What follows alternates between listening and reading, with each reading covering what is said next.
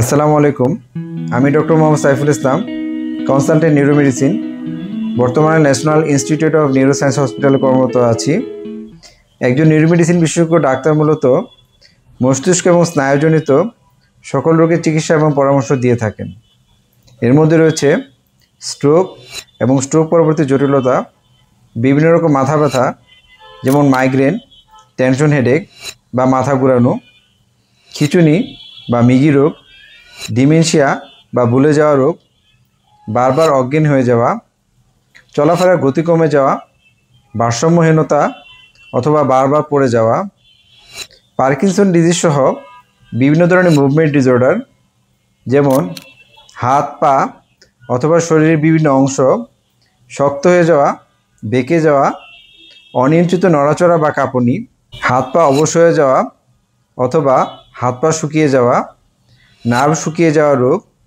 মুখ একদিকে বেঁকে যাওয়া বা বেলস পালসি, নার্ভ এবং মাংসপেশির বিভিন্ন রোগ যেমন নিউরোপ্যাথি, মায়োপ্যাথি, হাত পায়ে ব্যথা, জ্বালাপোড়া, জিনজিন বা কামড়ানো, কার্পাল টানেল সিনড্রোমের কারণে কবজি এবং হাতের আঙ্গুলে ব্যথা এবং জিনজিন করা, ফ্রোজেন শোল্ডারের কারণে কাঁধের জয়েন্টে ব্যথা, শক্ত হয়ে যাওয়া এবং হাত মাথার উপরে তুলতে কষ্ট হওয়া, ট্রাইজেমিনাল নিউরালজিয়া যেখানে মুখের একপাশে তীব্র ব্যথা এবং ইলেকট্রিক শকের মতো ব্যথা হয়, ব্রেনে বিভিন্ন ধরনের ইনফেকশন যেমন meningitis, encephalitis, restless leg syndrome যেখানে সন্ধ্যা এবং রাতে বিশ্রামরত অবস্থায় রোগীর পা কামড়ায় এবং পা ঝাঁকুনি দেয়, মায়াস্থেনিয়া গ্রাভিস যেখানে সকালের তুলনায় বিকালের দিকে হাত পায়ের শক্তি কমে আসে,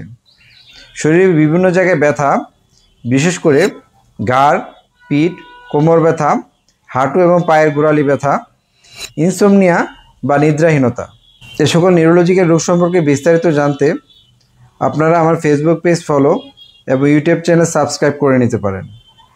আপনাদের সাপোর্ট আমাকে এ ধরনের নিউরোলজিক্যাল কন্টেন্ট তৈরি করতে উৎসাহ দেবে। আসসালামু আলাইকুম রহমতুল্লাহ।